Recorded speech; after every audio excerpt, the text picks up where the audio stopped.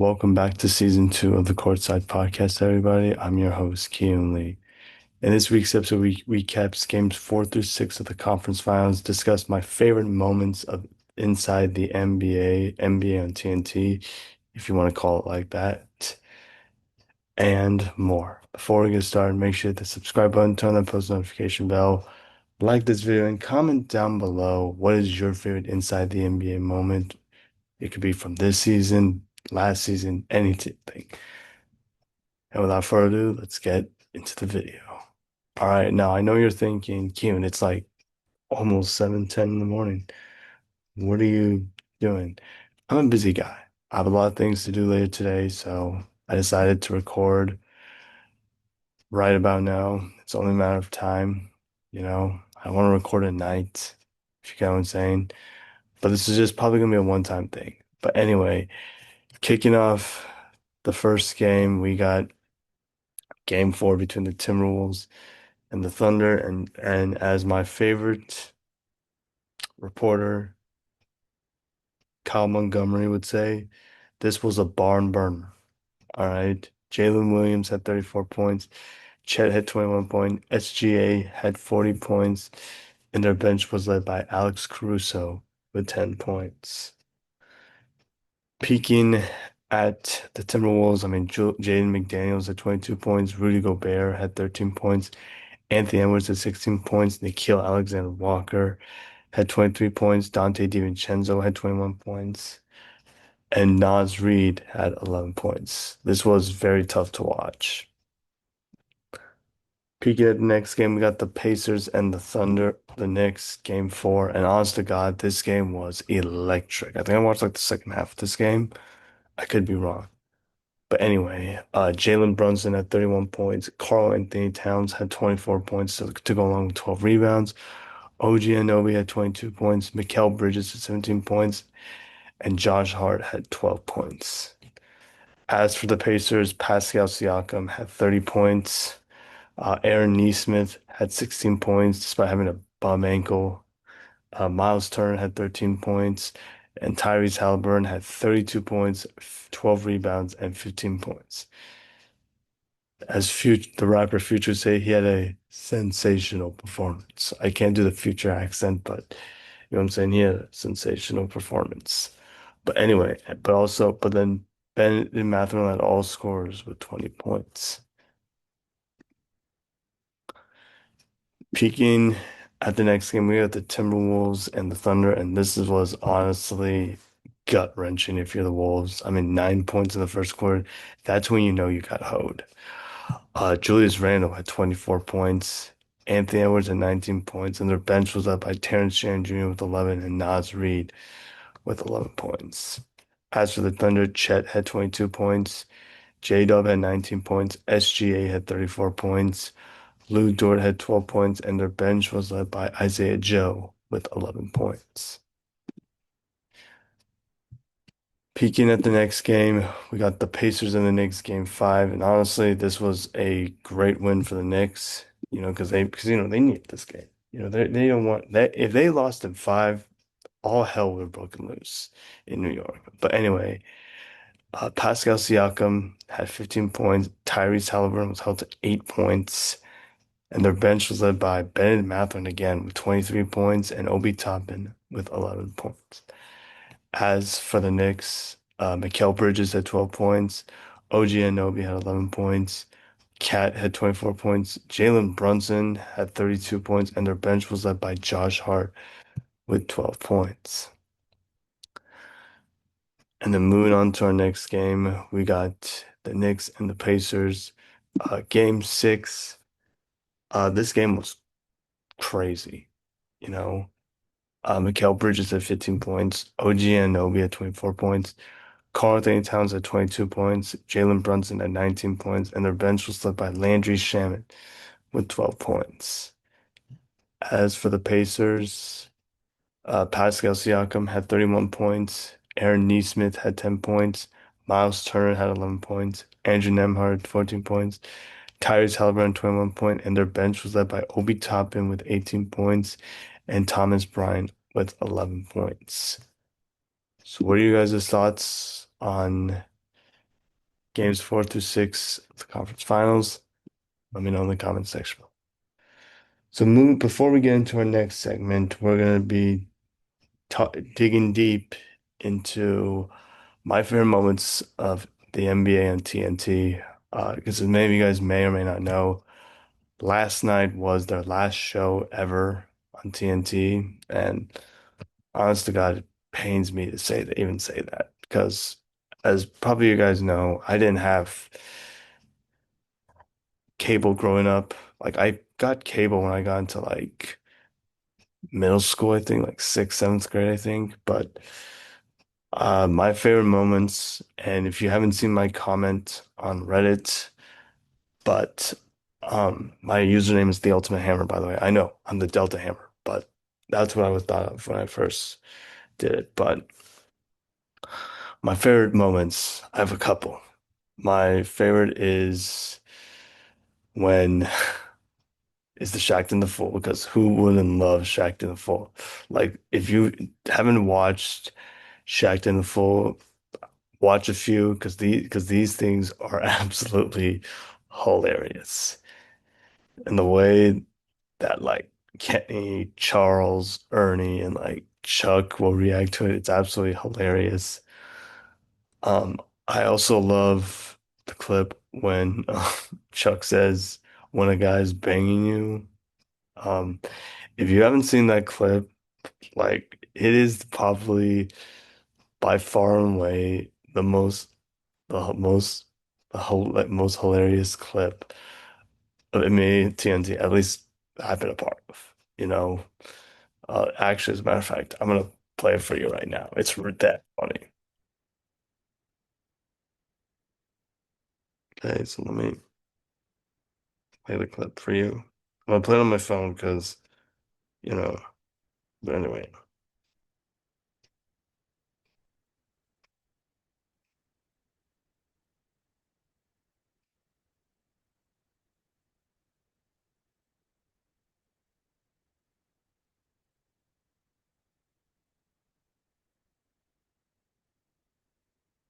All right, this is what Chuck said. This was 2022. That's Draymond's doing. Draymond is bracing. Yeah, and Joker, instead of going around him, he just banging and banging and banging. When a guy's banging you, you spin off of him. Those are the worst defenders to play against, actually, because if you can feel their body, uh, come on. 18 points for Joker, only Nugget in double figures. 69-59. Golden State shooting 67. Way out of order right now. The pool part. You didn't need to. You take a break and come back with more. If you haven't seen that clip, it is hilarious. Also, I'm gonna show this on my phone. This one's one of my all-time favorites. It's when Shaq eats the hottest chip.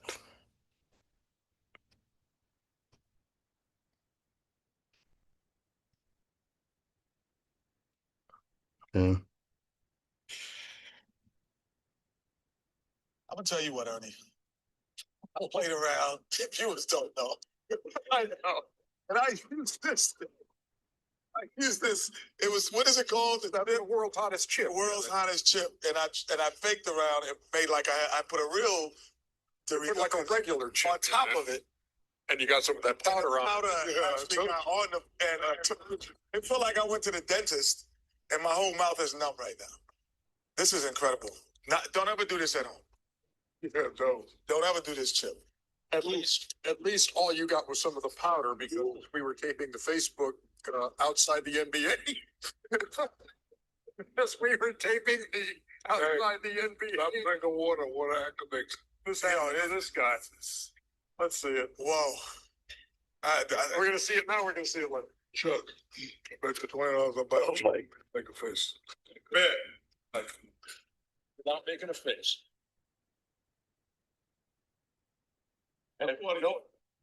What yet, brother? You must not know what fraternity. Tell him, man. Make a sci-fi till we die. It's nothing to me.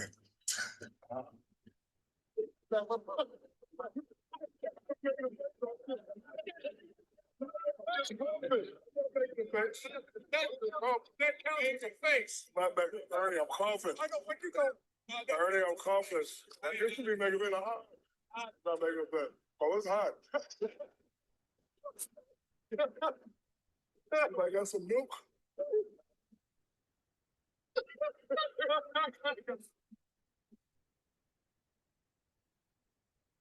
Man, that clip never gets old.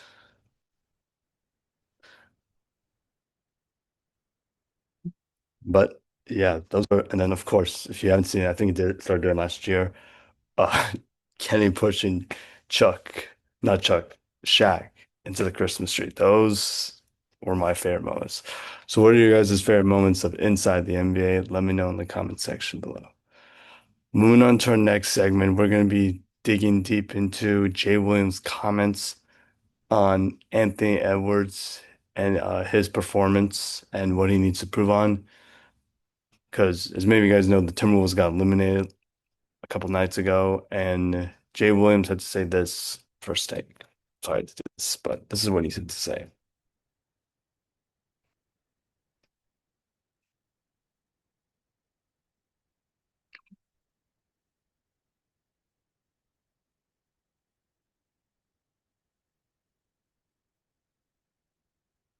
Let's see.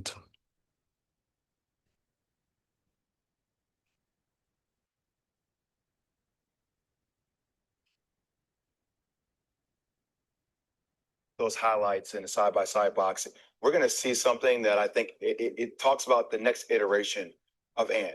In every play that you're going to see, it's him at the top of the key, him trying to dance off the dribble, him trying to take long threes. His game needs to go to the Kobe Bryant stage, the Michael Jordan stage. If Anthony Edwards learns how to play with his back to the basket, post play, the game will be over for the rest of the league. Love it. Because you can see the double team coming off the left shoulder if you're on the right side. You can see it coming off the right shoulder. You can hit pinpoint passes for threes. It actually sets up your teammates a ton better. And by the way, it increases your probability of getting to the free throw line. You rest on offense. You don't exert that much energy on offense, dancing with the ball, trying to get to your spots, trying to bulldoze through three people. The style has been cemented by Kobe, by Michael, by D Wade. People who have done it before. And adds that to his offensive repertoire. It's going to be game over for the league.